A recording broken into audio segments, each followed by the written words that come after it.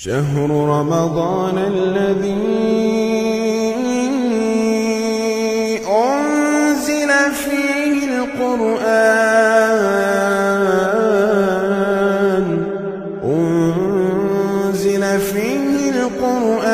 هدى للناس وبينات من الهدى والفرقان۔ قرآن حکیم کے 24ویں پارے کا تفسیری خلاصہ پیش کیا جا رہا ہے۔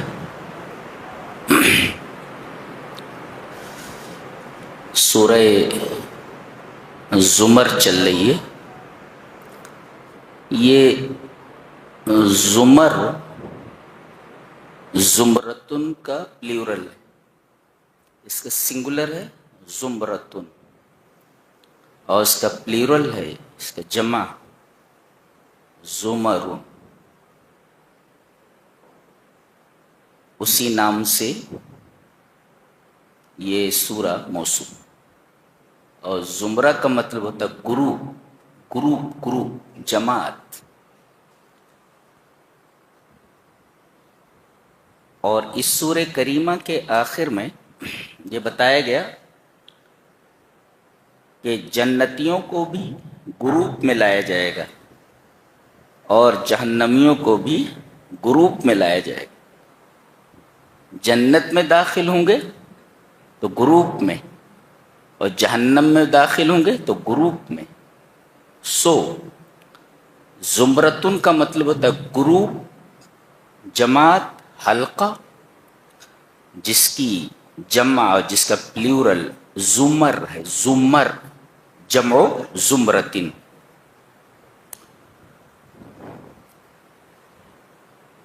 اس کی ابتدا اس آیت کریمہ سے ہو رہی ہے۔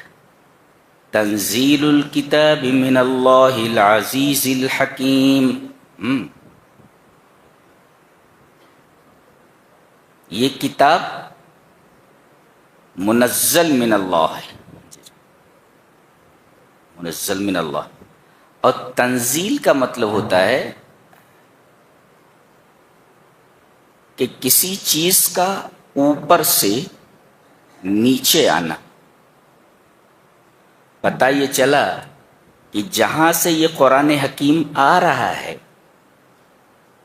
لوح محفوظ سے، لوح محفوظ جانب علو میں ہے، جہت علو میں، بلندی کے ڈائریکشن میں۔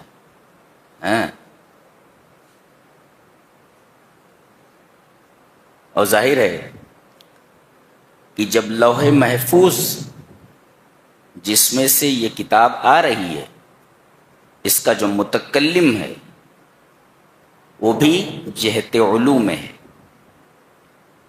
اور اللہ تبارک و تعالی کا عرش اوپر کی طرف، بلندی کی طرف ہے۔ اس کے بعد فرمایا گیا اِنَّا أَنزَلْنَا إِلَيْكَ الْكِتَابَ بِالْحَقِّ، ہم نے آپ کی طرف اس کتاب کو حق کے ساتھ نازل کیا ہے، یعنی اس میں کوئی ایسی بات نہیں ہے جو فسانہ ہو۔ ہر ایک بات، ہر ایک اصول، ہر ایک ضابطہ، ہر ایک رول حقیقت پر مبنی ہے۔ کسی بھی اصول کو چیلنج نہیں کیا جا سکتا۔ فَاعْبُدِ اللَّهَ، تو تم اللہ ہی کی عبادت کرو، مخلصاً لہ الدین، مخلصاً لہ الدین، اللہ کی عبادت کرو، دین اس کے لیے خالص کرتے ہو۔ خالص کسے کہتے ہیں؟ اخلاص الشیء۔ ما معنی اخلاص الشیء؟ اخلاص الشیء کا مطلب ہوتا ہے تنقیتہ من الشوائب، خرابیوں سے اس کو صاف کرنا۔ جی، اس کو کہتے ہیں۔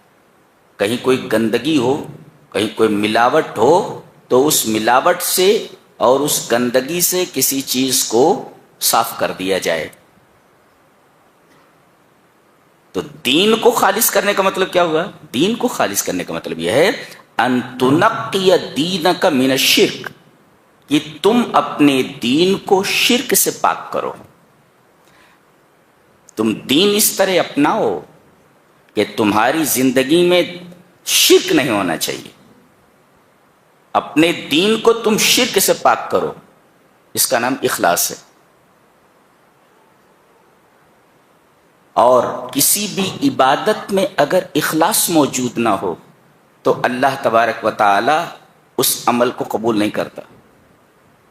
اخلاص کا مطلب خالص کر لینا، یعنی وہ صرف اللہ کے لیے ہو، اس کے علاوہ کے لیے نہ ہو، صرف اس کے لیے ہو، خالص کر لیا جائے اللہ کے لیے، اس کو کہتے ہیں اخلاص، خالص کرنا۔ تو ہر وہ عمل جس میں اخلاص نہ ہو اللہ تبارک و تعالیٰ اس عمل کو قبول نہیں کرتا۔ اور آپ کو سن کر یہ حیرت ہوگی کہ اگر کافر بھی، مشرک بھی اخلاص کے ساتھ دعا کرے تو اللہ اس کی دعا کو قبول کر لیتا ہے۔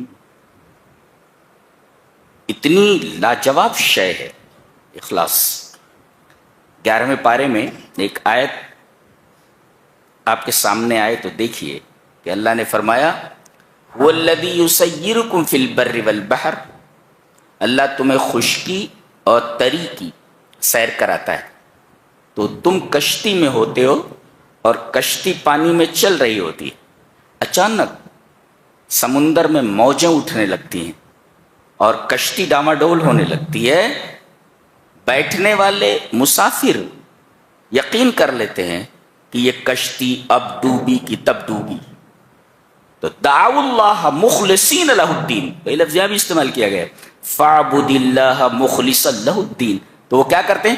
دعوا اللہ مخلصین لہ الدین، وہ اللہ کو پکارنے لگتے ہیں اخلاص کے ساتھ، اور اللہ تبارک و تعالیٰ ان کی کشتی کو ساحل پر پہنچا دیتا ہے۔ وہاں ان کے سارے معبودان باطلہ بھول جاتے ہیں، صرف اللہ ہی یاد رہ جاتا ہے۔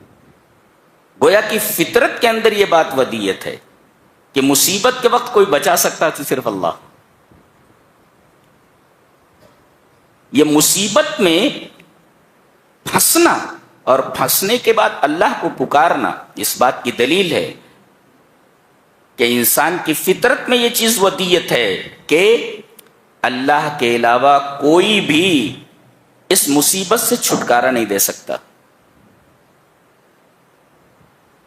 آپ نے پانی دیکھا ہوگا، پانی اگر پھیلا ہوا ہو اور پھیلنے کی حالت میں بہے تو اس کا فورس کم ہوتا ہے، اور پانی پھیلا ہوا ہو اور آگے چل کر کے کسی تنگ راستے سے گزرے تو یہ پھیلا ہوا پانی آگے چل کر اگر تنگ راستے سے گزر رہا ہے تو اس تنگ راستے پر اس کے بہنے کی رفتار تیز ہو جاتی ہے۔ گویا یہ تمام معبودان باطلہ سے کٹ کر صرف اللہ کی طرف متوجہ ہو جاتے ہیں اور صرف اسی کو اپنی اس مصیبت میں پکارتے ہیں، تو اللہ تبارک و تعالی ان سے اس مصیبت کو دور کر دیتا ہے۔ جی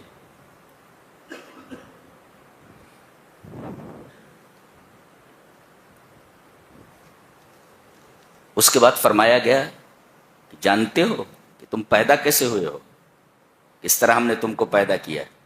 یخلقکم فی بطون امہاتکم خلقا من بعد خلق فی ظلمات ثلاث، اللہ تم کو خلق کرتا ہے، پیدا کرتا ہے تمہاری ماؤں کے پیٹوں میں، خلقا من بعد خلق اے طورا بعد طور، ایک حالت سے دوسرے حالت کی طرف منتقل کر کے 3 تاریکیوں میں۔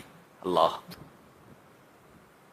جہاں تمہیں بنایا جاتا ہے، جو بننے کی جگہ ہے تمہاری، وہاں 3 تاریکیاں، 3 اندھیرے ہیں۔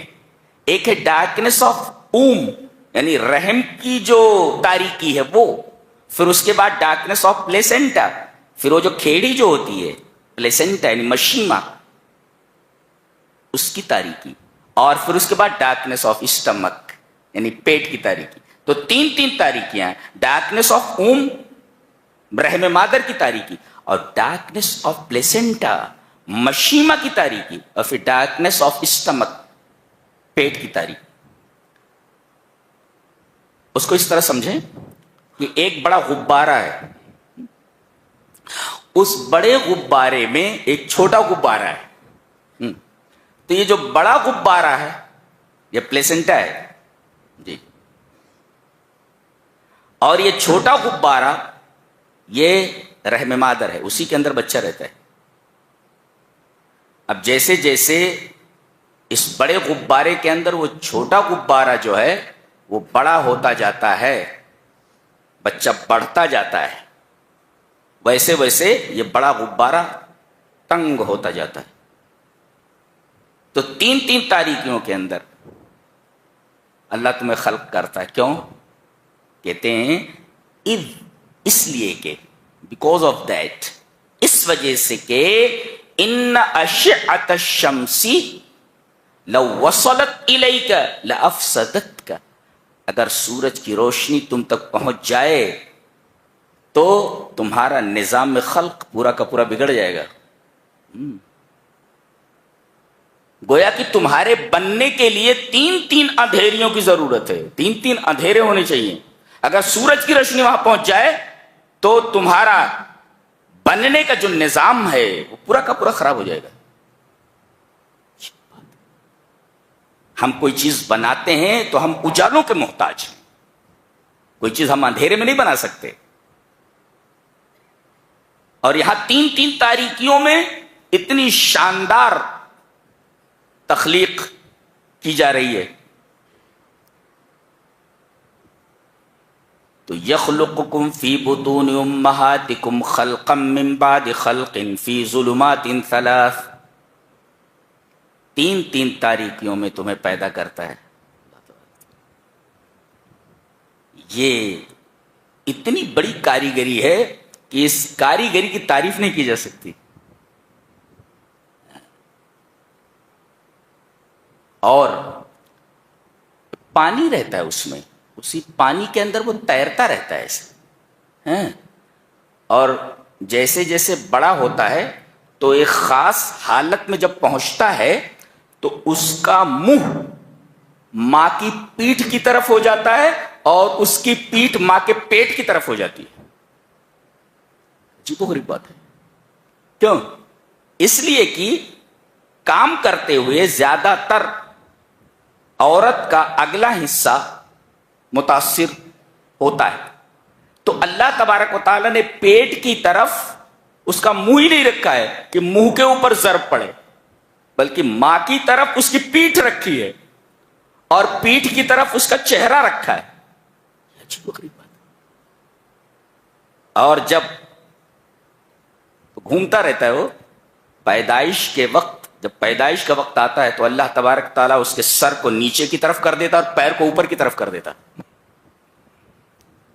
اس طرح پیدا ہونے میں آسانی ہوتی ہے، ورنہ اگر پیر پہلے نکلے تو پھر اس میں بہت بڑا خطرہ ہے. تو اللہ تبارک تعالیٰ اس کے سر کو نیچے کی طرف کر دیتا ہے. دیکھ رہے ہیں تخلیق کا انداز. وہاں نہ ماں کا گزر ہے، نہ باپ کا گزر ہے، نہ کسی ڈاکٹر کا گزر ہے. پوری تخلیق رب کائنات کی نگرانی میں ہوتی ہے، بناتا ہے. اور جب تک تم باہر نہیں آتے، غذا کے لائق ہوتے ہو، تو ایک نلی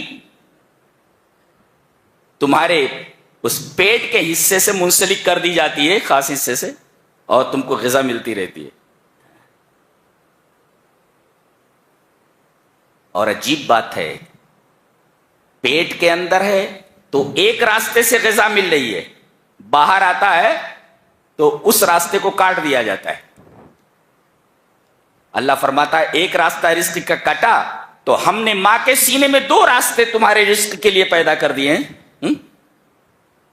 ایک راستہ کٹا تو دو راستے ہم نے رزق کے پیدا کر دیے، اور یہ دو راستے بند ہو جائیں 2 سال کے بعد تو پھر 4 راستے ہیں، 2 ہاتھ 2 پیر.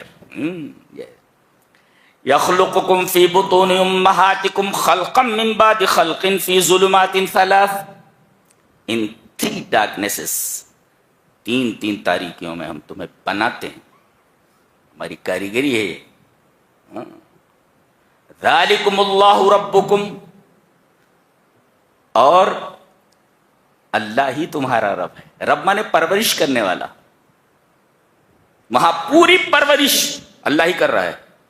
اور جب باہر آتے ہو, چلنے کے قابل ہو جاتے ہو, تو پھر کہتے ہو کہ ہماری دکان ہمیں رزق دیتی ہے, ہمارا دھندا ہمیں رزق دیتا ہے, ہماری نوکری ہمیں رزق دیتی ہے. وہاں رزق دینے والا کون تھا؟ تم اس قدر احسان فراموش ہو سکتے ہو؟ تم اتنے احسان فراموش کیسے ہو سکتے ہو؟ اللہ تبارک تعالیٰ کو کیسے بھول سکتے ہو؟ تم اپنے رب کو تم کیسے بھول سکتے ہو؟ ربوبیت کی ساری کار فرمائیاں رحم کے اندر ہو رہی ہیں. اسی وجہ سے کہا گیا ذالکم اللہ ربکم, یہ تمہارا رب ہے, یہ پال رہا ہے تم کو. لہ الملک, اسی کی بادشاہت ہے. لا الہ الا ہو, اس کے علاوہ کوئی معبود نہیں. اب ربوبیت سے الوہیت پر استدلال کیا گیا کہ پالنے والا یعنی رب جب ایک ہی ہے تو عبادت کے لائق بھی ایک ہی ہونا چاہیے. اسی وجہ سے ربوبیت کا حوالہ دینے کے بعد الوہیت کا حوالہ دیا گیا کہ جب وہی رب ہے تو الہ بھی وہی ہے. اس کے علاوہ کوئی پالنے والا نہیں, تمہیں بنانے والا نہیں, تمہیں خلق کرنے والا نہیں, تو اس کے علاوہ کوئی عبادت کے لائق بھی نہیں ہے. لہذا کہا گیا ذالکم اللہ ربکم لہ الملک لا الہ الا ہو. اور اس کے بعد کہا گیا فَأَنَّا تُشْرَفُونَ, فَأَنَّا تُصْرَفُونَ, کہاں پھرے جا رہے ہو, کہاں بھٹک رہے ہو, بھٹکتے کہاں جا رہے ہو؟ یہ سمجھ میں نہیں آ رہا ہے.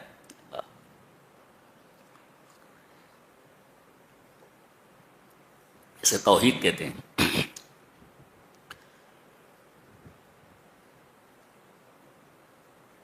آگے فرمایا گیا قل ان الخاسرین الذین خسروا انفسهم واہلیہم یوم القیامہ. کتنی عجیب بات کہی جا رہی. اور آخر میں کہا گیا الا ذلک هو الخسران المبین, یہ کھلا ہوا گھاٹا ہے. کھلا ہوا گھاٹا ہے. کھلا ہوا گھاٹا کا مطلب آنکھوں سے دکھائی دے رہا ہے کہ گھاٹا ہے. یہ مبین مانے کھلا ہوا, واضح. کیا کھلا ہوا گھاٹا ہے؟ گھاٹا یہ ہے کہ تم ہمیشہ جہنم میں رہو گے.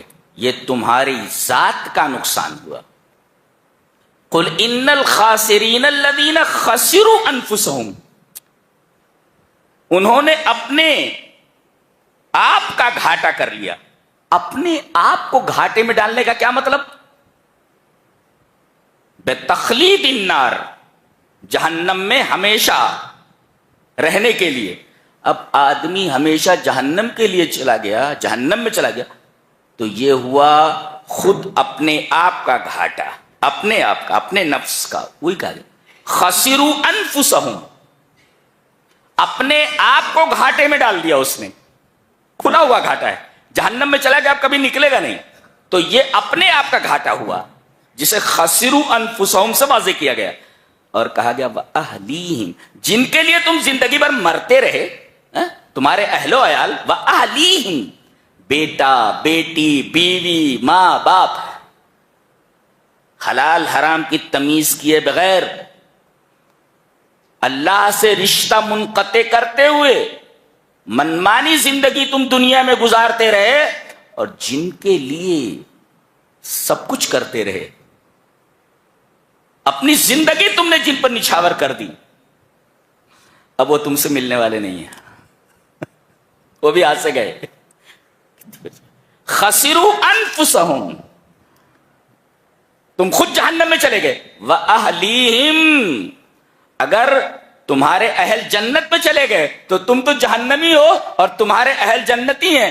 جنتی جہنمیوں کے ساتھ کیسے مل سکتے ہیں؟ تمہارے اہل بھی تم سے چھوٹ گئے, تو تم نے اپنے آپ کو کھو دیا, یہ گھاٹا.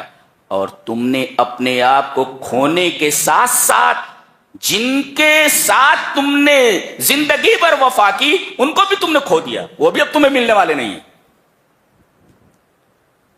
بیوی دیکھے گی قیامت کے میدان میں کہ شوہر وہ دیکھو نظر آ رہا ہے, بھاگے گی کہ کہیں آ کر کے یہ نہ کہہ دے کہ زندگی بھر میری بات مانتے رہے ہو, ذرا ایک نیکی دے دو، شوہر بھاگ جائے گا.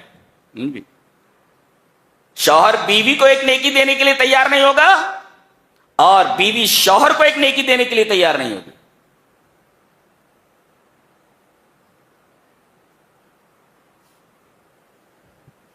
تو کن کے پیچھے اپنی زندگی ضائع کر رہے ہو اللہ کو بھول کر کے؟ تو خسروا انفسہم، خود اپنا گھاٹا کر لیا انہوں نے، جہنم میں چلے گئے. اور اب اہل و عیال اسے ملنے والے نہیں ہیں، اہل و عیال ہاتھ سے چلے گئے تو سب کچھ تو چلا گیا.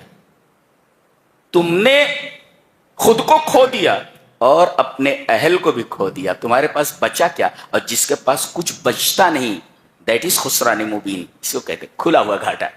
الا ذالک هو الخسران المبین، یہ کھلا ہوا گھاٹا ہے کہ آدمی اپنے آپ کو گھاٹے میں ڈال دے اور اپنے اہل و عیال کو گھاٹے میں ڈال دے، اپنے آپ کو کھو بیٹھے اور اپنے اہل و عیال کو کھو بیٹھے. اس سے بڑا گھاٹا کیا ہو سکتا ہے؟ دیکھو یہاں پر وہی گا، قل ان الخاسرین الذین خسروا انفسهم واہلیہم یوم القیامہ.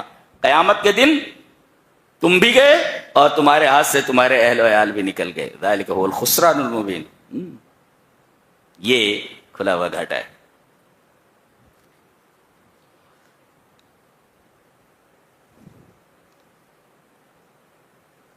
آگے ایک بہت ہی حسین بات کہی جا رہی ہے،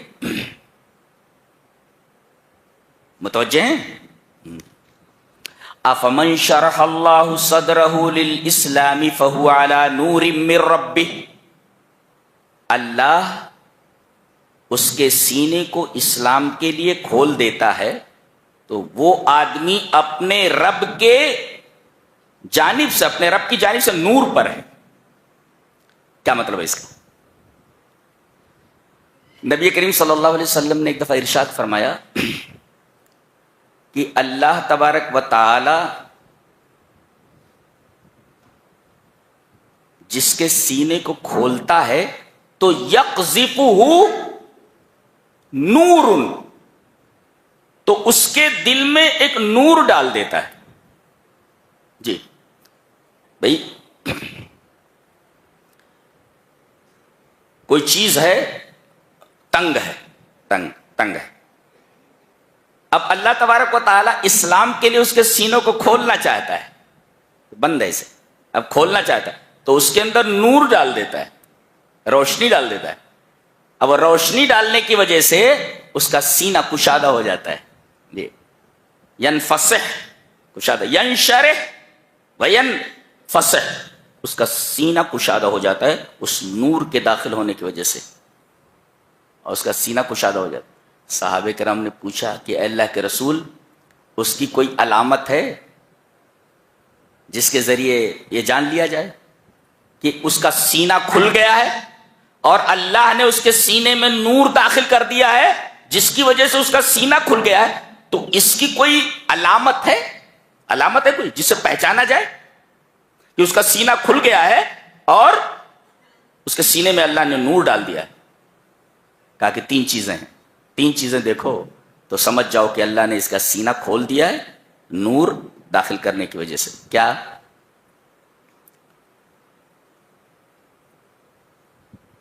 ایک ہے دار الخلود کی طرف توجہ، الانابۃ الی دار الخلود. دیکھو کہ وہ آخرت کے بارے میں سوچتا رہتا ہے، آخرت کی طرف مائل.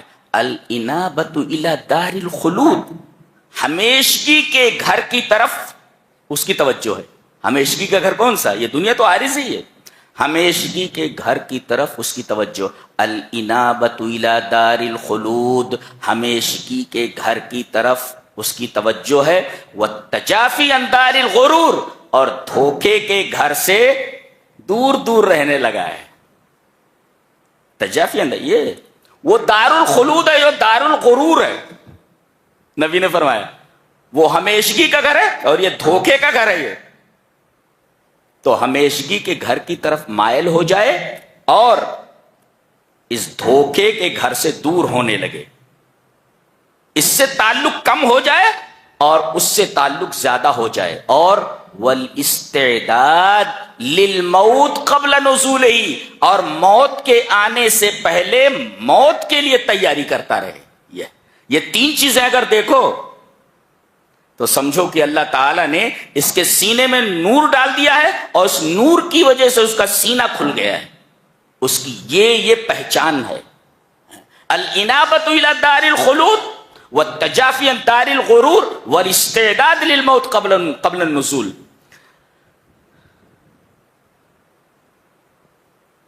کبھی توفیق ہوئی کہ قبرستان چلے جاؤ اور تھوڑی دیر بیٹھو وہاں، دنیا سے چھٹی ملے تب نا.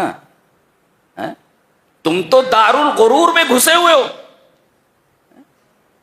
کبھی توفیق ہوتی ہے کہ قبرستان میں جا کر تھوڑی دیر بیٹھو کہ یہیں ایک دن آنا ہے اور یہیں سے ہمیشگی کا سفر شروع ہونے والا ہے. یہ عارضی زندگی کی شام ہوئی اور اب یہیں سے ابدی زندگی کی ابتدا ہونے والی ہے. کبھی گئے وہاں دیکھنے کے لیے؟ بیٹھتے ہو کبھی؟ جاؤ تھوڑی دیر بیٹھو، رو وہاں. یہیں زمین انتظار کر رہی ہے ہماری، کہیں ہماری جگہ ہے وہیں. اور موت کا کیا ہے؟ وہ تو نہ بچے کو دیکھتی ہے، نہ بوڑھے کو دیکھتی ہے، نہ نوجوان کو دیکھتی ہے، کسی کو دیکھتی نہیں. جس کا پروانہ وہاں سے نکل گیا فوراً روح نکال لیتا ہے ملک الموت. تمہاری جگہ تو وہ ہے. تو افمن شرح اللہ صدرہ للاسلام فہو علی نور من ربی، جس کا سینہ اللہ کھولنا چاہتا ہے اس کے دل میں نور ڈال دیتا ہے. علامت کیا ہے؟ الانابۃ الی دار الخلود والتجافی عن دار الغرور واستعداد للموت قبل النزول.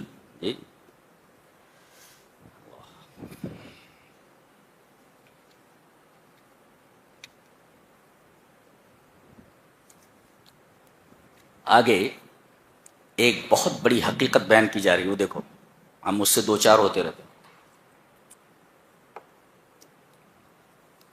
فرمایا گیا اللہ یتوفی الانفس حین موتها واللتی لم تمت فی منامها فیمسک التی قضى علیها الموت ویرسل الاخرى الى اجل مسمى ان فی ذلک لآیات لقوم یتفکرون. فرمایا گیا کہ اللہ تعالی دو وقت آدمی کی روح کو نکال لیتا ہے. ایک تو نیند کے وقت. نیند یہ وفات صغرا ہے. ہاں، نیند کے وقت اللہ تبارک و تعالی انسان کی روح کو نکال لیتا ہے. اور ابھی چونکہ ایک متعینہ مدت تک دنیا میں اسے رہنا ہے، لہذا نکالنے کے بعد اس کو واپس کر دیتا ہے.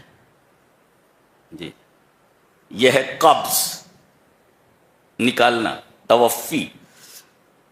اور ایک ہے ارسال، چھوڑ دینا. یہ نکالا اور نکالنے کے بعد چھوڑ دیا. وہی کہا گیا اللہ نفسوں کو وفات دیتا ہے ان کی موت کے وقت. واللتی لم تمت فی منامها، اور ان کو جو اپنی نیند میں ہیں، مرے نہیں ہیں. فیمسک التی قضى علیہ الموت، جن کے اوپر موت کا فیصلہ ہو گیا ہے، روح نکالنے کے بعد اس کو واپس نہیں کیا جاتا. اور ابھی جس کی موت نہیں آنی ہے، نیند میں روح نکالنے کے بعد اسے چھوڑ دیا جاتا ہے. سمجھ میں آیا؟ تو نیند ہے وفات صغرا اور موت ہے وفات کبرا. وفات صغرا میں چھوٹی موت کے اندر، نیند کے اندر روح کو نکالنے کے بعد دوبارہ واپس کر دیا جاتا ہے تاکہ وہ اپنی دنیاوی زندگی کی معین مدت کو پورا کرے. اور جس کی موت کا فیصلہ کر لیا گیا تو اب وہ نکالنے کے بعد پھر اس روح کو واپس نہیں کیا جاتا. یہ حقیقت بیان کی. سوال یہ ہے کہ روح جب نکلتی ہے نیند میں تو آدمی مر کیوں نہیں جاتا؟ مرتا کیوں نہیں؟ ہوش و حواس تو رہتا نہیں. اتنا تو ہے کہ لا یدرک ولا یعقل، وہ ادراک نہیں کر سکتا کسی چیز کا اور نہ کوئی چیز سمجھ سکتا ہے. اس کے بعد شعور نہیں رہتا، بالکل لاش کی طرح پڑا رہتا ہے. لاش کی طرح پڑا ہے، لیکن سانس آ رہی ہے، جا رہی ہے، کروٹیں بدلتا رہتا ہے، تو روح نکلی ہے تو پھر اس کے اندر یہ حرکتیں کیسی ہیں؟ اس کا علماء نے جواب دیا ہے کہ روح نکلنے کے بعد ایک خاص رابطہ بدن کے ساتھ رکھتی ہے. جیسے موبائل کا جو ٹاور ہوتا ہے نا، وہ آپ کے سم سے رابطہ رکھتا ہے، برابر سم سے رابطہ رکھتا ہے. سم نکال دیا جائے رابطہ کٹ جاتا ہے، ختم ہو جاتا ہے. سم سے رابطہ رہتا ہے باقاعدہ، ٹاور سے. جی ایسے ہی. اب وہ رابطہ دکھائی دیتا ہے؟ نہیں دکھائی دیتا. ایسے ہی روح نکالنے کے بعد روح کا رابطہ برقرار رہتا ہے جسم کے ساتھ.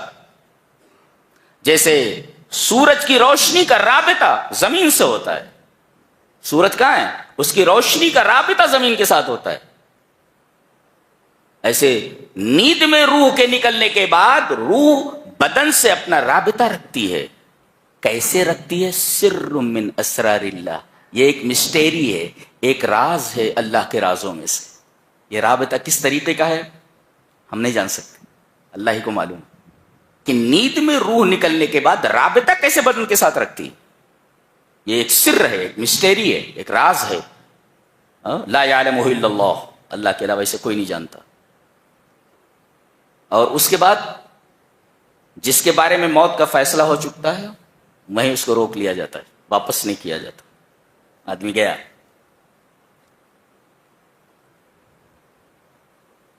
ایک نقطہ یہاں یہ جاننے کی ضرورت ہے کہ توفی جو ہوتا ہے نا، توفی وفات دینا، اس کے دو معنی ہوتے ہیں. ایک تو وفات کا اطلاق نیند کے اوپر ہوتا ہے ایک، اور وفات کا ایک اطلاق ہوتا ہے موت کے اوپر. تو گویا کہ توفی عام ہے. توفی اور وفات کا اطلاق نیند کے اوپر بھی ہوتا ہے، اور توفی اور وفات کا اطلاق موت کے اوپر بھی ہوتا ہے. نیند کے اندر وفات صغرا میں بدن سے روح کا تعلق جزوی طور پر کٹ جاتا ہے، اور موت میں کلی طور پر کٹ جاتا ہے. اتنا سمجھے، یہ فرق ہے نیند میں اور موت میں. بدن سے روح کا تعلق نیند میں جزوی طور پر کٹ جاتا ہے، اور موت میں روح کا بدن سے تعلق کلی طور پر ختم ہو جاتا ہے. ھذا الفرق بین الوفات والموت، اور ھذا الفرق بین النوم والموت. اچھا ایک سوال اور کر لیں. روح مرتی ہے؟ جس کو نکالا جا رہا ہے روح، جس کی حقیقت اللہ کے علاوہ کوئی نہیں جانتا. آپ سے سوال بھی کیا گیا 15ویں پارے کے اندر، میں نے بتایا کہ وہ آپ سے سوال کرتے ہیں کہ روح کیا ہے. یسألونک عن الروح، یہ روح کیا ہے؟ جواب دیا گیا قل الروح من امر ربی. اس کی وضاحت نہیں کی گئی، تمہاری سمجھ سے پرے ہے، تمہیں علم بہت تھوڑا دیا گیا ہے. تو یہ روح مرتی ہے. علامہ ابن تیمیہ رحمہ اللہ، علامہ ابن عثیمین اور بڑے بڑے علماء یہ کہتے ہیں کہ ارواح مرتی نہیں ہیں، اس لیے کہ الارواح خلقت للبقاء لا للفناء. روحوں کو باقی رہنے کے لیے پیدا کیا گیا ہے، فنا کے لیے نہیں پیدا کیا گیا ہے. روحیں پیدا کر دی گئی، یہ مرتی نہیں ہے. یہ جیسے اللہ تعالیٰ نے جنت کو پیدا کیا ہے بقا کے لیے، ہمیشہ باقی رہے گی. جہنم کو پیدا کیا ہے باقی رہنے کے لیے، فنا نہیں ہوگی کبھی جنت. اور اسی طریقے سے وہاں کی حوریں اور وہاں کے غلمان، وہاں کی نعمتیں، جنت کبھی بھی فنا نہیں ہو، اور جہنم بھی کبھی فنا نہیں ہو. جہنم اس لیے بنائی گئی ہے تاکہ باقی رہے ہمیشہ. ایسے ہی جنت بنائی گئی ہے اپنی تمام نعمتوں کے ساتھ ہمیشہ باقی رہنے کے لیے. ایسے ہی ارواح کو اللہ تبارک و تعالی نے پیدا کیا ہے باقی رہنے کے لیے. الارواح خلقت للبقاء لا للفنا. فنا نہیں ہوتی ہو. یہ سب راز ہے، یہ راز ہے سب. قرآن حکیم نے جتنا بتا دیا بس وہیں پر رک جاؤ. تو اللہ یتوفی الانفس حین موتها والتي لم تمت في منامها فيمسك التي قضى عليها الموت ويرسل الأخرى إلى أجل مسمى إن في ذلك لآيات لقوم يتفكرون. اس میں بڑی بڑی نشانیاں ہیں ان لوگوں کے لیے جو ہماری نشانیوں پر غور کرتے ہیں. آگے علامہ ابن تیمیہ ہوں یا کوئی بھی بڑا عالم ہو، ہر ایک یہ کہتا ہے، اور خاص طور سے حضرت عبداللہ ابن مسعود رضی اللہ تعالیٰ عنہ ایک صحابی ہیں، وہ کہتے ہیں پورے قرآن میں سب سے امید افزا، امید دلانے والی آیت یہی ہے جو اب آ رہی ہے. جو پہلے پڑھتے ہیں پھر اس تشریح کرتے ہیں.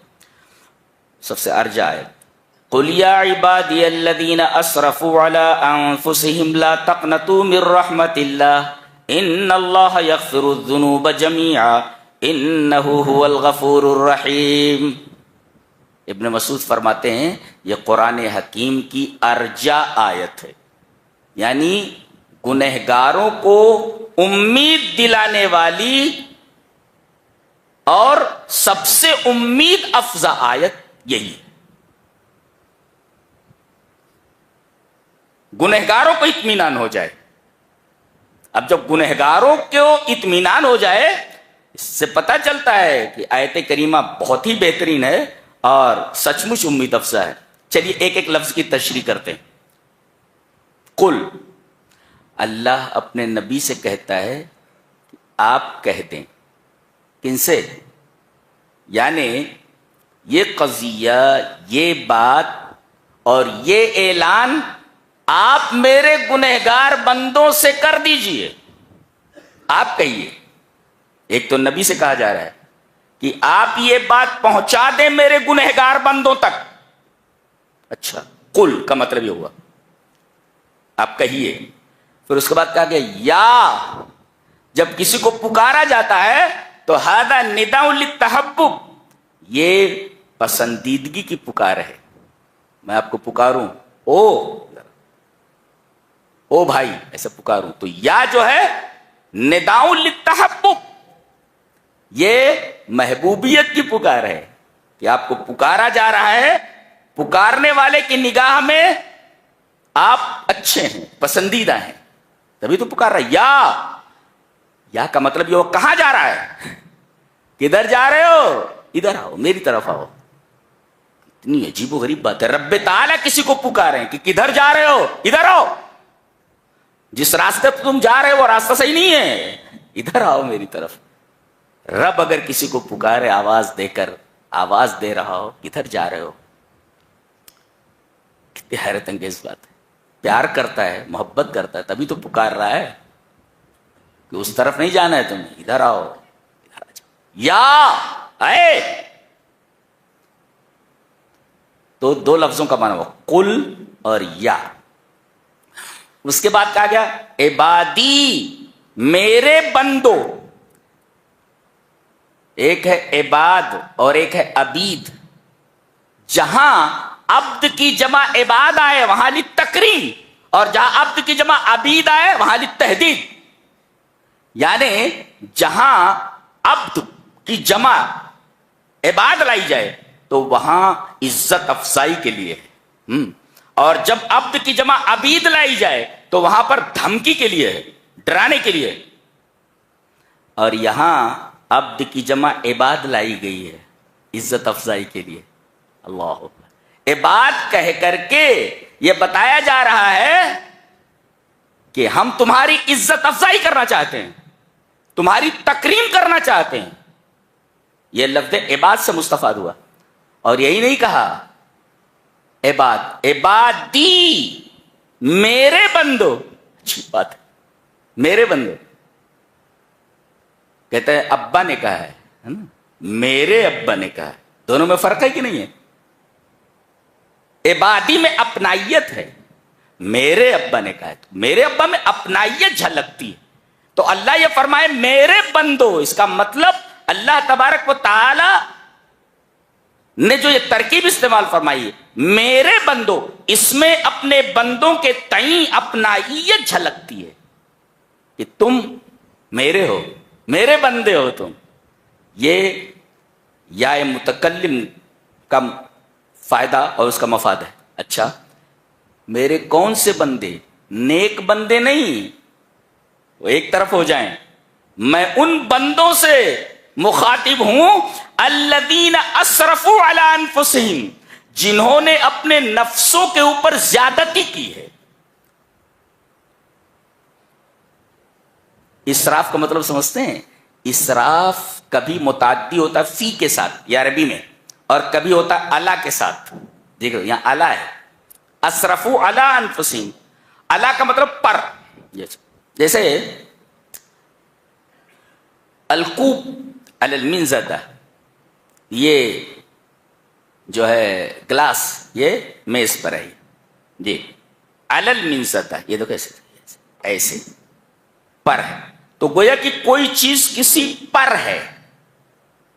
اب یہ جو گناہ ہے، یہ گناہ ہے کس کے اوپر ہے؟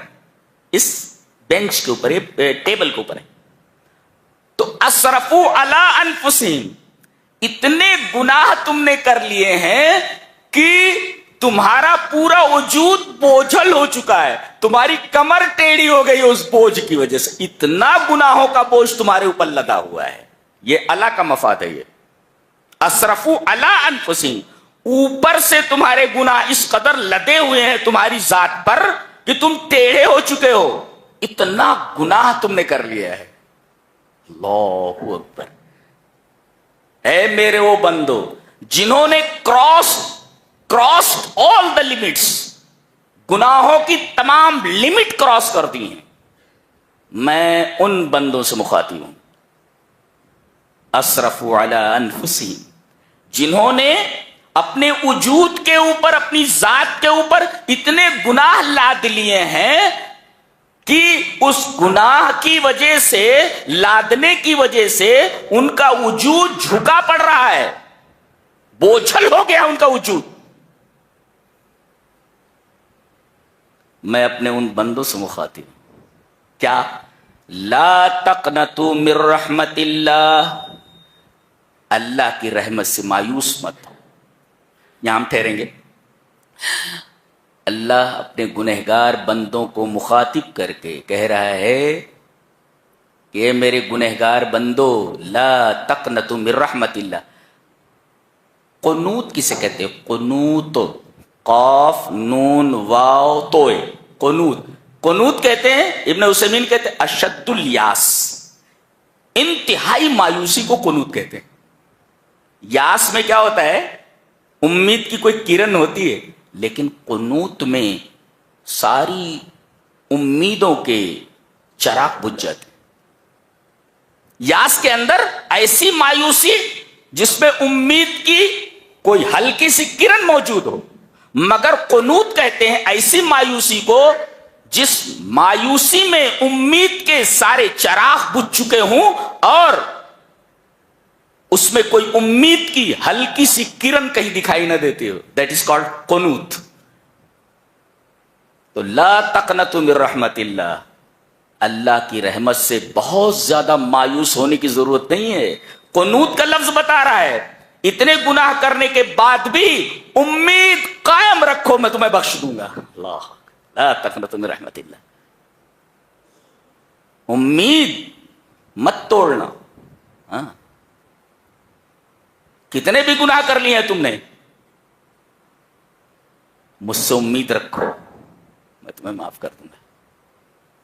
اس میں ایک نکتہ اور بھی ہے، نہ مایوس ہو، لا یقنط ولا یقنط احدا، تو لا یقنط ولا یقنط، نہ خود مایوس ہو اللہ کی رحمت سے، نہ اللہ کے کسی بندے کو اس کی رحمت سے مایوس کرے، نہ مایوس ہو نہ کسی کو مایوس کرے۔ لا یقنط ولا یقنط، دونوں، خود مایوس مت ہو اور کسی بندے کو مایوس مت کرے۔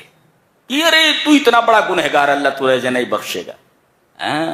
مایوس بھی ہونے کی ضرورت نہیں ہے اور کسی کو مایوس کرنے کی ضرورت ہے۔ اب مایوسی کا جو اپوزٹ ہے وہ کیا ہے؟ امید ہے۔ لہذا تم امید رکھو اللہ کی رحمت سے اور دوسروں کو امید دلاؤ اللہ کی رحمت سے۔ یہی مفہوم مخالف نکلا نا، لا تقنطوا من رحمت اللہ۔ ایک نکتہ اور، پہلے یہاں کہا گیا میرے بندے، متکلم کا صیغہ استعمال کیا گیا. پھر التفات من المتکلم الى الغیبہ، التفات ہوا میرے بندو، اور پھر کہا گیا اللہ کی رحمت. نام بعد میں لایا اللہ تبارک تعالیٰ، پہلے کہا میرے بندو متکلم، اور آگے اپنا نام ذکر فرما رہا ہے. نام کیوں؟ پہلے یہ کیوں نہیں کہا قل یا عباد اللہ، یا عبادی کیوں کہا؟ پہلے میرے کہا پھر اپنا نام ذکر کر رہا ہے آگے. کیوں؟ اس لیے کہ اگر آدمی ضمیر استعمال کرے کسی کے بارے میں تو اتنا ڈر نہیں لگتا. ڈر اس وقت لگتا ہے جب اس کا نام لے لیا جائے. ارے اس نے بلایا ہے، اس نے، تو کم ڈر لگتا ہے. لیکن کہا جائے کہ فلاں جابر آدمی نے آپ کو بلایا ہے، اس کا نام یہ ہے، تو نام جب ذکر کر دیا جائے تو آدمی کو ہیبت ہو جاتی ہے، ڈر لگتا ہے اس کو. تو اللہ تبارک و تعالیٰ نے پہلے امید دلائی، اپنا نام ذکر نہیں کیا. اللہ کے سامنے تمہیں کھڑے ہونا ہے، اللہ کے سامنے. اب نام لے دے گا ویسا آدمی ہیبت زدہ ہو جائے گا. تو پہلے اللہ تبارک و تعالیٰ نے ضمیر استعمال فرمایا میرے بندو، اور پھر آگے برحمت اللہ کہا، اللہ کی رحمت سے مایوس مت ہو. اللہ. اب پھر اپنا نام ذکر کر رہا ہے. پھر اچھا عجیب بات تو یہ ہے کہ رحمت اللہ، رحمتی نہیں کہا، رحمت کی اضافت اپنے نام کی طرف کی، اور لفظ اللہ نے، بلکہ اللہ کا نام تمام اسماء اور صفات میں سب سے اعظم اور اجل ہے.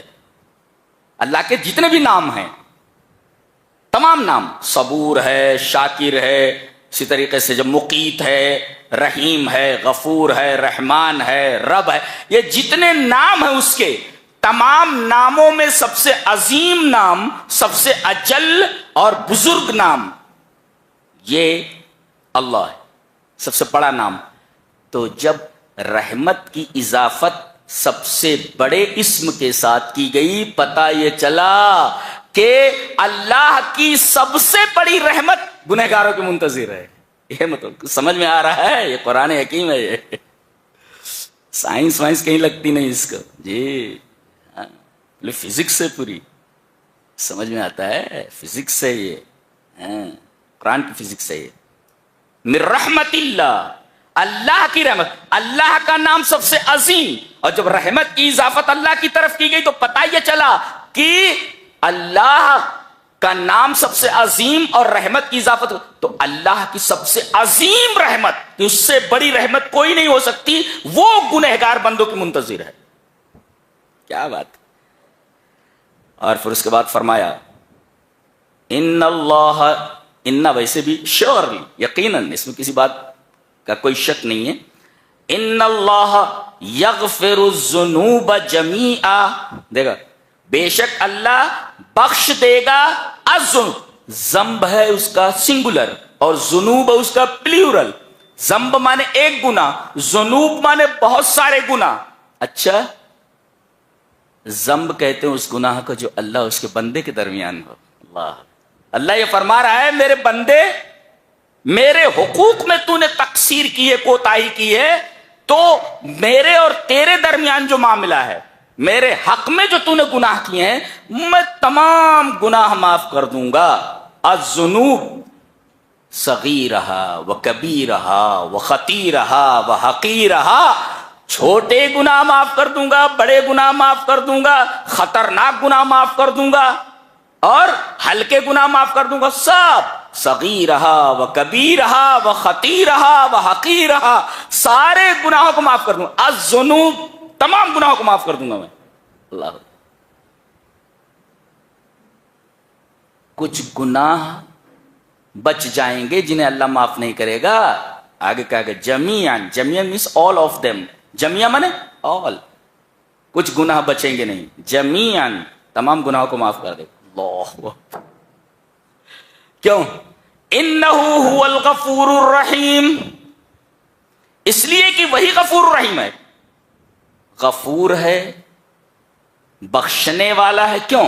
اس لیے کہ رحم کرنے والا ہے، اور رحم کرنے والا کیوں ہے؟ اس لیے کہ بخشنے والا ہے. یہ انہ هو الغفور الرحیم، بخشتا ہے کیوں؟ اس لیے کہ رحیم ہے. اور رحم کیوں کرتا ہے؟ اس لیے کہ غفور ہے. یہ ہے قرآن حکیم کا انداز بیان، اس قدر حسین انداز ہے. یہاں اللہ تبارک و تعالی نے اپنے گنہگار بندوں کو یہ بتایا ہے کہ کتنے بھی گناہ کر لو، مہما عظمت ذنوبکم، تمہارے گناہ کتنے ہی بڑے کیوں نہ ہو جائیں، تمہیں اجازت نہیں ہے کہ تم اللہ تبارک و تعالیٰ کی رحمت سے مایوس ہو.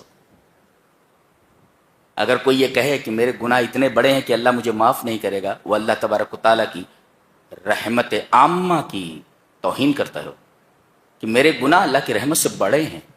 ایسا کوئی بول سکتا ہے؟ کوئی چیز اللہ کی رحمت سے بڑی ہو سکتی ہے؟ سوال پیدا نہیں ہوتا. یہ بہت ہی پیاری اور بڑی ہی حسین آیت تھی. ارجا آیتن فی کتاب اللہ. اب اس پر آپ جتنا رونا چاہیں رو لے، اور رب تعالی سے جس قدر محبت کرنا چاہے آپ محبت کر سکتے. اگر وہ ہمارے گناہوں کے باوجود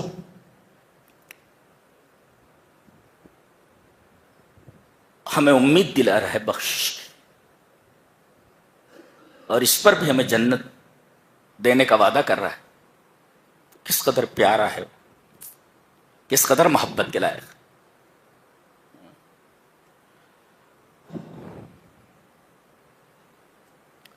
اسی کو ناراض کیا ہوا ہے ہم، اور پوری دنیا کو ہم نے خوش کیا ہوا ہے. مشہور واقعہ ہے کوئی کہ بادشاہ نے اپنی تمام لونڈیوں سے کہا کہ تمہیں یہاں آ کر جو مانگنا ہو مانگ لو. تمام لونڈیاں آ گئیں. ایک لونڈی نے کہا مجھے یہ چاہیے، دوسری لونڈی نے کہا مجھے یہ چاہیے، تیسری نے کہا کہ مجھے ہیرے جواہرات چاہیے. جس لونڈی نے جو مانگا سب ان کے مطالبے پوری کر کے انہیں رخصت کر دیا گیا. ایک بچ گئی تھی. کہا کہ تم نے کچھ مانگا نہیں، تمہیں کیا چاہیے؟ تو اس نے بادشاہ کے اوپر ہی ہاتھ رکھ دیا کہ مجھے آپ چاہیے، آپ چاہیے. اب جب بادشاہ مل گیا تو اسے کس چیز کی ضرورت ہے؟ تو تم نے تو پوری دنیا کو خوش کر رکھا ہے اور اللہ کو ناراض کر رکھا ہے. اللہ کے ہو جاؤ، پوری دنیا تمہاری ہو جاتی ہے، پوری دنیا تمہاری ہو جاتی ہے. آج پوری دنیا کے اندر مسلمان اسی وجہ سے پریشان ہیں کہ وہ ساری چیزوں سے محبت کرتے ہیں سوائے اللہ کے. ساری مصیبتوں کی جڑ یہی ہے، ہماری بربادی کی جڑ یہی، ہماری ذلت اور ہماری پستی کی واحد وجہ یہی ہے، واحد سبب یہی ہے. سبحان اللہ و بحمدہ.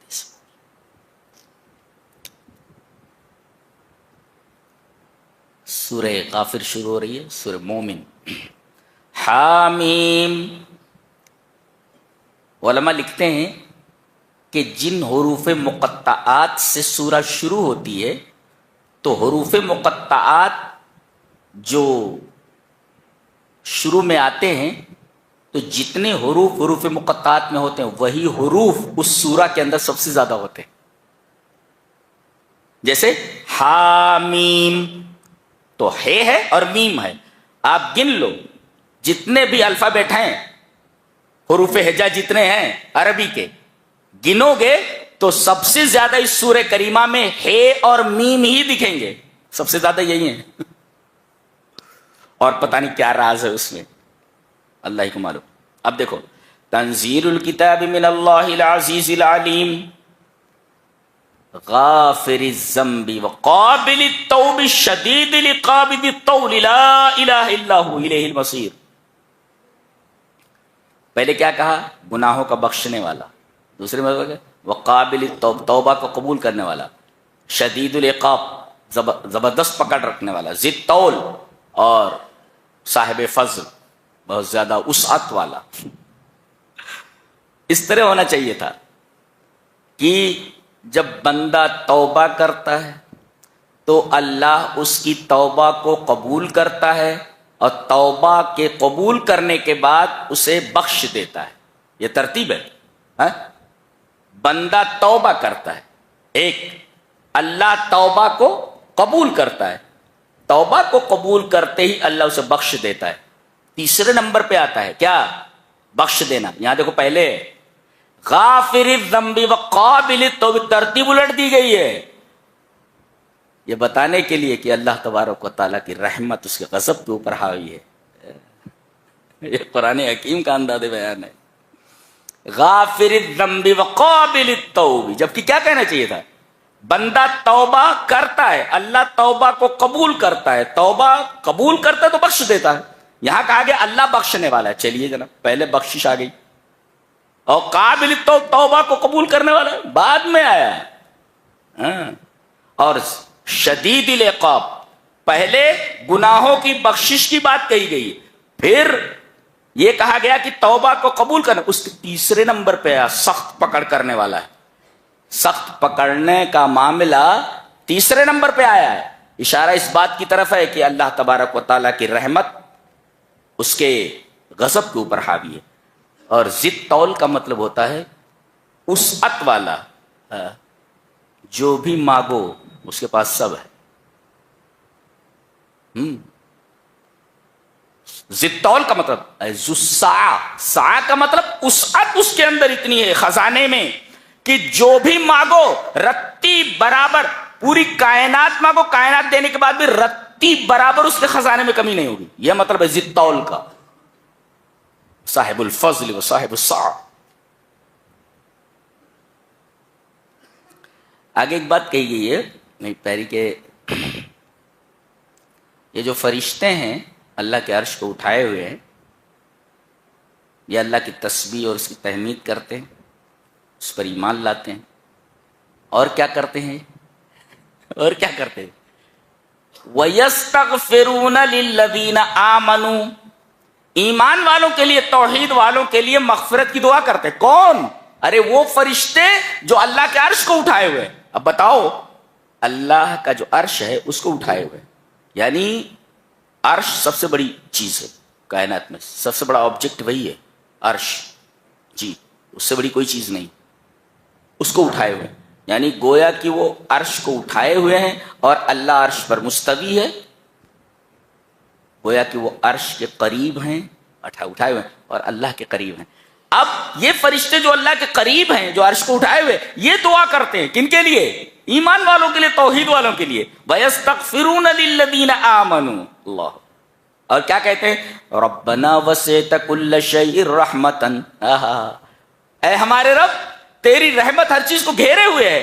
فَاغْفِرْ لِلَّذِينَ تَابُوا، تو جو اپنے گناہوں سے توبہ کر لیں اللہ انہیں بخش دے. اللہ کیا بات ہے.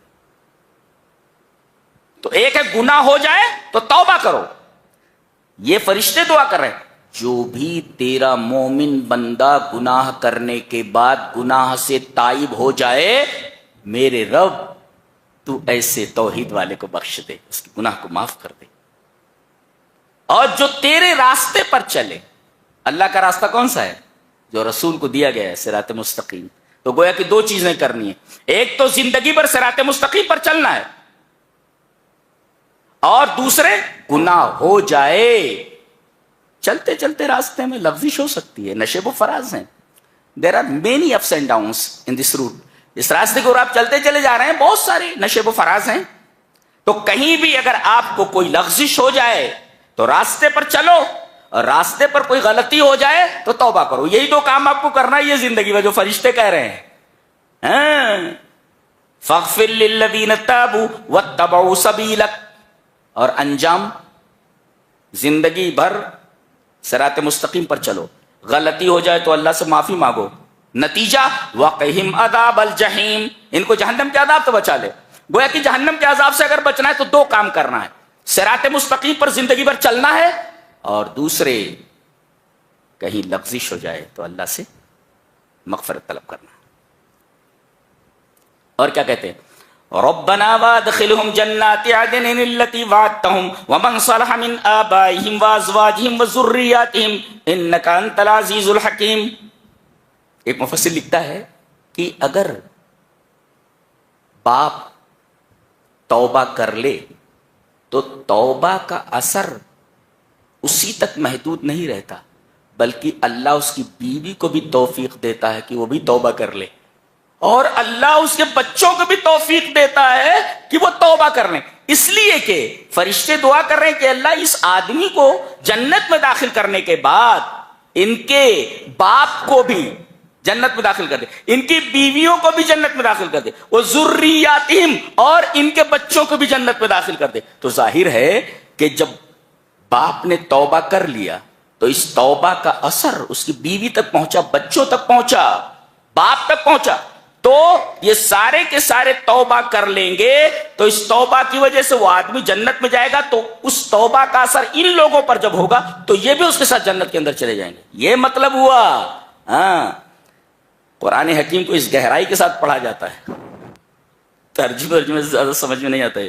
یہ بڑی گہری کتاب ہے، بڑی دقیق کتاب ہے، بڑی دقیق. اس کا ایک ایک لفظ انتہائی دقیق، انتہائی گہرا ہے. کائنات میں ایسی کوئی کتاب موجود نہیں. ایک لفظ ہٹا کر دوسرا لفظ وہاں رکھ دو، معنی ہی نہیں بنے گا. ساری سائنس اس کے لفظ کے سامنے ہیچ ہے، لفظوں کے سامنے ہیچ ہے. معنی تو چھوڑو آپ، معنی تو ایسے بیان کرتا ہے کہ سائنس جہاں رک جاتی ہے وہاں سے آگے بڑھ کر کے بولتا ہے، آگے بڑھ کر کے بولتا ہے. دنیا کا کوئی پلین ایسا نہیں ہے جو کریش سے محفوظ ہو، کبھی بھی کریش ہو سکتا ہے.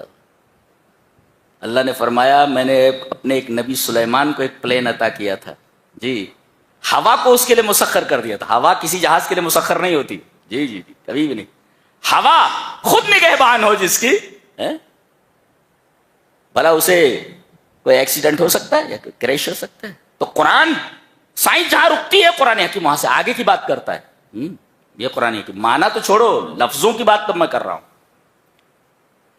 اچھا، اور آج یہ نقطہ لے کر کے جاؤ کہ اگر کوئی تمہارے ساتھ مکاری کر رہا ہے، کوئی دھوکہ کر رہا ہے، اور کوئی آپ کو پریشان کرنے کی کوشش کر رہا ہے تو آپ کلمہ توکل پڑھنا شروع کر دیں. کلمہ توکل کیا ہے، اس کا فائدہ کیا ہے، یہاں بتایا گیا. کلمہ توکل کیا ہے؟ وَأُفَوِّضُ أَمْرِي إِلَى اللَّهِ وَأُفَوِّضُ أَمْرِي إِلَى اللَّهِ، میں اپنے تمام معاملات اللہ تبارک و تعالیٰ کے حوالے کرتا ہوں.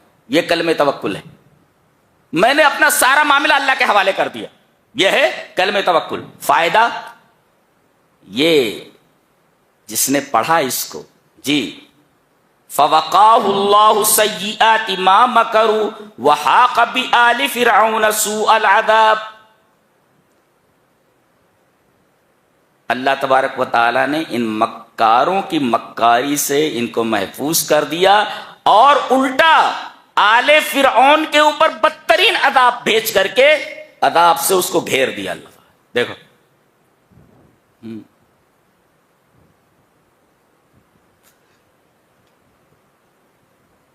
یہ کون آدمی ہے؟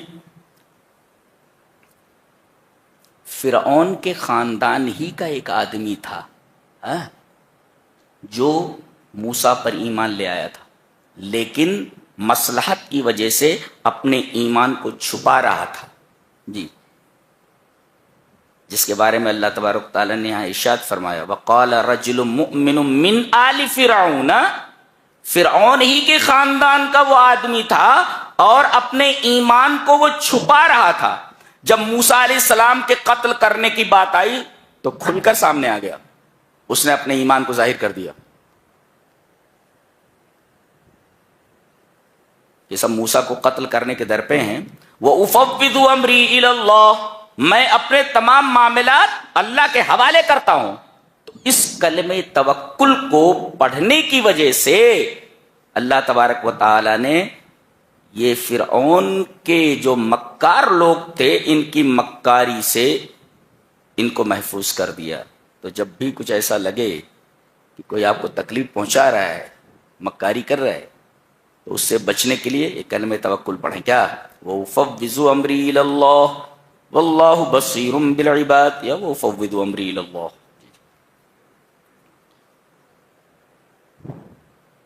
یہاں سورہ حمیم سجدہ کے اندر ایک قوم کا تذکرہ کیا جا رہا ہے، قوم عاد کا.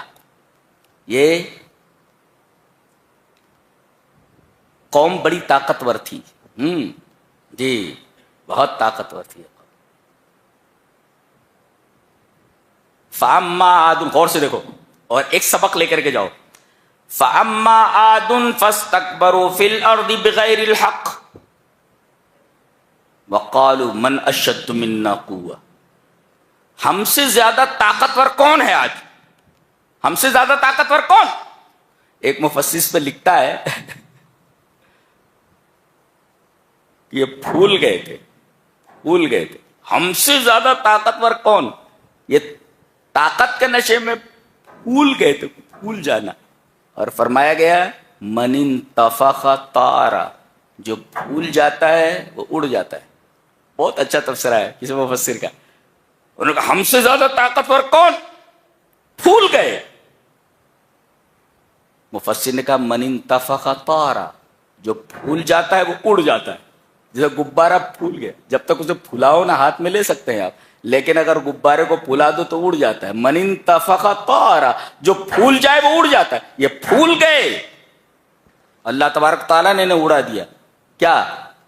یہ بھول گئے تھے. اللہ ان کے اوپر ہوا کا عذاب بھیجتا ہے. 7 رات اور 8 دن تک مسلسل اس قوم کے اوپر چلتی رہی ہے. ایک آدمی بھی زندہ نہیں بچا. تباہ و برباد کر دیا گیا، پورے شہر کو تباہ و برباد کر دیا گیا. یہ پھول گئے تھے. غبارے میں ہوا جب بھر دی جاتی ہے تو اڑ جاتا ہے. یہ تکبر میں پھول گئے تھے تو اللہ تبارک تعالیٰ نے ان کو پر ہوا کا عذاب بھیجا. پھول گئے ہو تو ہوا کے ذریعے تمہیں اڑا دیا جاتا ہے. 7 رات اور 8 دن تک یہ ہوا چلتی رہی. ریح سرسر کہا گیا اس کو. فَأَرْسَلْنَا عَلَيْهِمْ رِيحًا صَرْصَرًا، ہم نے ریح سرسر کو، تیز چلنے والی ہوا کو ان کے اوپر بھیجا خوفناک رفتار میں. یہی ہوا ہے. اگر یہ نہ رہے ہم زندہ نہیں رہ سکتے. مدار زندگی ہے ہوا، جس کے بغیر ہم زندہ نہیں رہ سکتے. لیکن ایک قوم نے شرارت کی تو اسی چیز کو جو مدار زندگی ہے سبب موت بنا دیا گیا ہے. ہوا وہی ہے. رب تعالیٰ نے صرف اتنا کہا کہ اپنی اسپیڈ بڑھا دے. یہ ہے اللہ تبارک و تعالیٰ نعمت کو زحمت میں تبدیل کر دیتا ہے جب آدمی اپنی من مانی کرنے لگتا ہے. یہ رہا 24ویں پارے کا خلاصہ. اللہ ہمیں نیک عمل اور اچھی سمجھ کی توفیق عطا فرمائے. وآخر دعوانا الحمد للہ رب العالمین.